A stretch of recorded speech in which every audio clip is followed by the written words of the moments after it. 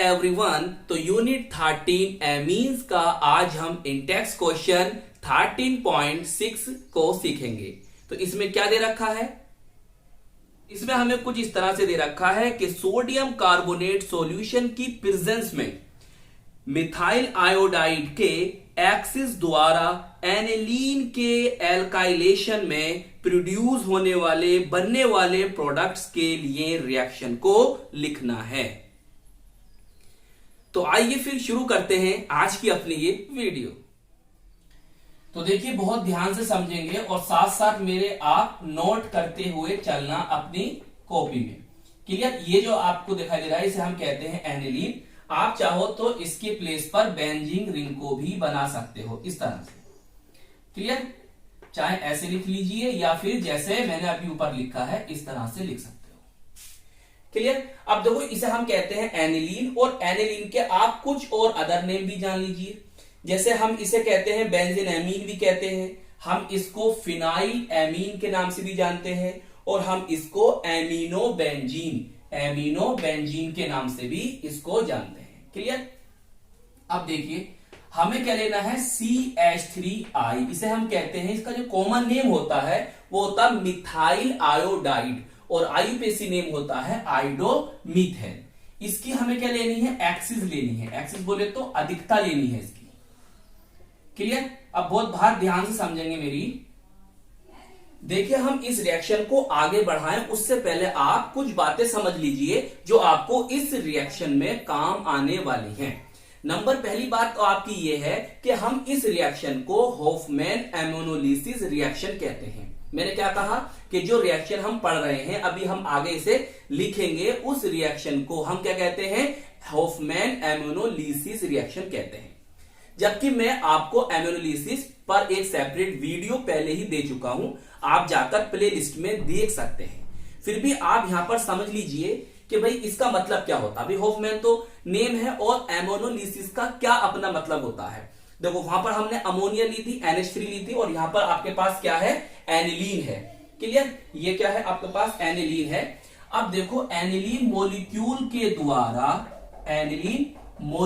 के द्वारा कार्बन और आयोडीन के बिटवीन बॉन्ड के क्लीवेज को, बॉन्ड के विदलन को, बॉन्ड के टूटने की प्रोसेस को ही हम कहते हैं एमोनोलिसिस।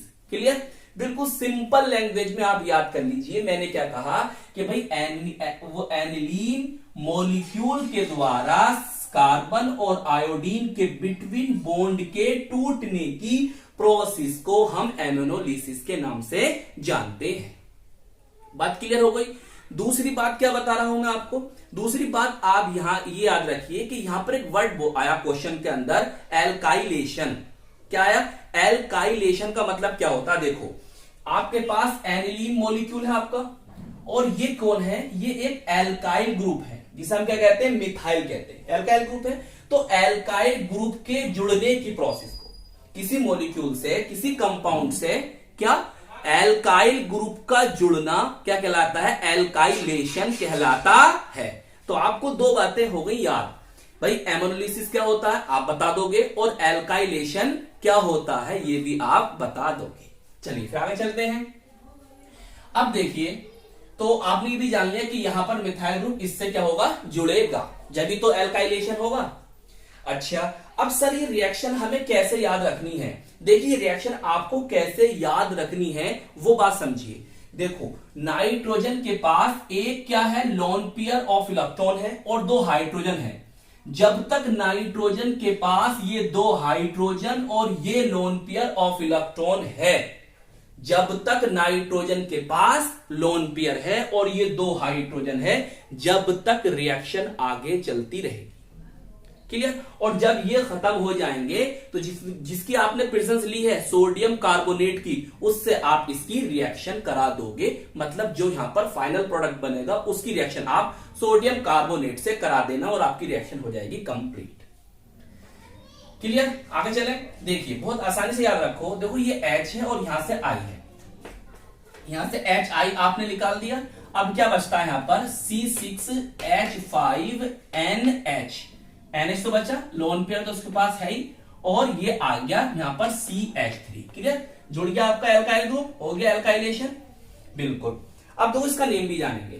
देखो आप एक बात और याद रखो, ये आपके पास जो है ये कौन है, एरोमेटिक एमीन है। और कौन सी एमीन है, प्राइमरी एमीन, मतलब 1 डिग्री एमीन है, प्राइमरी एरोमेटिक एमीन है। ये कौन सी है आपके पास, सेकेंडरी है। कौन सी है, सेकेंडरी है। इसका नेम क्या होगा, देखो इसका नेम लिखना एन मिथाइल एनिलीन। क्या नेम होगा, एन मिथाइल एनिलीन।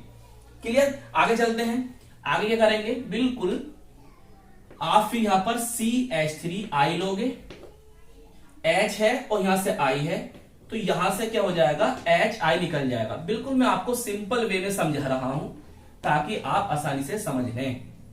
अब देखिए यहां पर नाइट्रोजन के पास जो हाइड्रोजन था वो तो खत्म हो गया, और जो आपके मिथाइल है इसमें एक यूनिट आकर और ऐड हो गई। क्लियर। अब भी रिएक्शन आगे चलेगी क्योंकि इसके नाइट्रोजन के पास अभी लोन पेयर ऑफ इलेक्ट्रॉन मौजूद है। चलें आगे चलें, फिर क्या करेंगे, फिर यही लेना आपको क्योंकि एक्सिस है ना आपके पास, CH3 आएगी, मिथाइल आयोडाइड की आपके पास क्या है, एक्सिस है। अब क्या होगा सर, देखिए अब इस तरह से याद रखें आप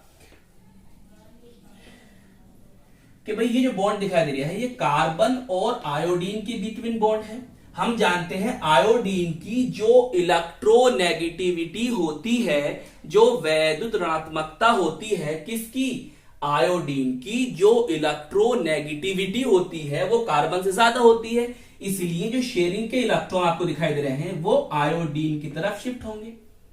भाई जब ये आयोडीन की तरफ शिफ्ट हो गए तो यहां पर क्या आ जाएगा, डेल्टा पॉजिटिव, जिसे हम कहते हैं पार्शियल पॉजिटिव या डेल पॉजिटिव, और इस पर आ जाएगा delta negative, partial negative. Clear. अब ये जो आपके पास लोन पेयर ऑफ इलेक्ट्रॉन दिखाई दे रहे हैं नाइट्रोजन के पास, ये कहां पहुंच जाएंगे, कार्बन से ऐड हो जाएंगे। अब क्या होगा, जरा ध्यान से समझो। अब क्या होगा, अब देखो कुछ इस तरह से होगा, C6H5N। अब N पर क्या आ गया सर, पॉजिटिव आ गया। क्लियर। इसका नेम नहीं बताया मैंने अभी बताऊंगा। देखो इस पर पॉजिटिव आ गया और CH3, अब इसमें एक यूनिट आकर और जुड़ गई। बोलो भाई 2 यूनिट थी, 1 यूनिट ये और आ गई, 3 हो गई। अच्छा अब देखो आयोडीन बचा है, आयोडाइड, तो इसको हम यहां पर लिख देंगे माइनस। चलो बताइए, बिल्कुल देखो समझो, C6H5 आ गया, नाइट्रोजन पर पॉजिटिव चार्ज आया क्योंकि उसने अपना lone pair of electron donate कर दिया है। यहां पर 2 यूनिट थी मिथाइल की, अब यहां 3 यूनिट हो गई, और जब I नेगेटिव आकर इससे ऐड हो गया। इसका नाम देखो, देखो इससे 2 मिथाइल जुड़े हुए हैं तो हम इसे कहेंगे एन डाई मिथाइल एनिलीन। क्या कहेंगे, एन डाई मिथाइल एनिलीन। अब इसका नेम क्या होगा, देखो इससे 3 मिथाइल जुड़े हुए हैं तो N tri methyl anilinium iodide, N tri methyl anilinium, क्योंकि अब देखो पॉजिटिव चार्ज आ गया ना तो इसमें नियम जुड़ जाएगा, एनिलीनियम आयोडाइड। क्लियर। अच्छा अब देखो यहां पर तो ये हो गई बंद रिएक्शन, क्यों, क्योंकि अब नाइट्रोजन के पास हाइड्रोजन भी नहीं है और नाइट्रोजन के पास लोन पेयर ऑफ इलेक्ट्रॉन भी नहीं है। तो अब क्या करेंगे, जो आपकी इस रिएक्शन में प्रेजेंस रखी है आपने किसकी, सोडियम कार्बोनेट की, Na2CO3 की, उससे आप इसकी रिएक्ट करा देंगे। क्लियर। देखो ये आपका 1 डिग्री एमीन है, ये आपकी सेकेंडरी एमीन है, और ये क्या है आपकी टर्शरी एमीन है, और ये क्वाटरनरी बन गया। बताइए इतनी बार समझ में आई। आप चाहो तो इसे इस तरह से भी लिख सकते हो, इस तरह से भी आप चाहो तो लिख सकते हो। इस तरह ब्रैकेट लगाओ और पॉजिटिव चार्ज यहां लिख दीजिए। क्लियर। और ये आयोडाइड आयन है, इसको यहां पर क्लियर। इसकी रिएक्ट करा देते हैं, ये रफ कर देता हूं, ये भी यहां से रफ कर देता हूं। इसकी रिएक्शन यहीं पर कर दूं रिएक्शन, तो यही कर देता हूं, मैं यही कर देता हूं, ऐसे कर। चलो नई लाइन से लिखो, उठा कर लाओ उसको, C6H5 NCH3 whole thrice. Clear. और इस पर क्या है, पॉजिटिव चार्ज। अगर इस तरह से पॉजिटिव चार्ज लिखा हो तो उसका मतलब क्या है, उसका मतलब ये होगा पॉजिटिव चार्ज हमेशा किस पर आता है, सेंट्रल एटम पर आता है। तो इस पर यह पॉजिटिव चार्ज। फॉर्मल चार्ज पढ़ा होगा आपने शायद।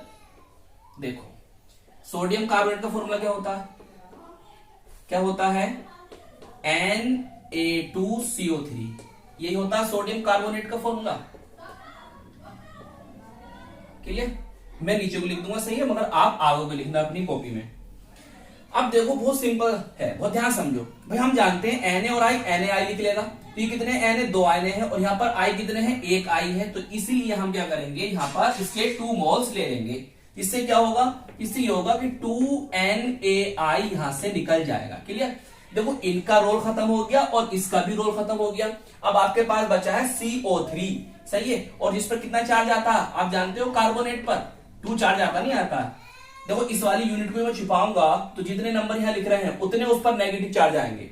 इस यूनिट को यहां से निकाल दो, इसको मुझे शो करना है, तो जितने नंबर यहां लिखते हैं उस पर उतना नेगेटिव चार्ज आ जाता है। तो कितने थे, 2 थे, तो उस पर क्या आ जाएगा, -2 चार्ज आ जाता है। इस तरह से हम याद रख सकते हैं इस बात को।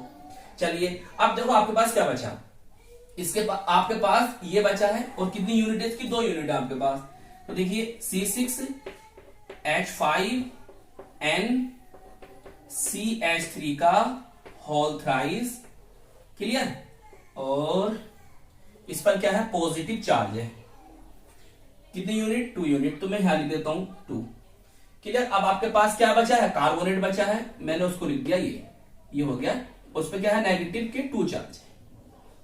अब इसका नेम क्या होगा, देखो इसका नेम होगा NNN, 3 बार NN लिखना है आपको, NNN ट्राई मिथाइल एनिलीनियम, और इसके नीचे लिख दोगे कार्बोनेट।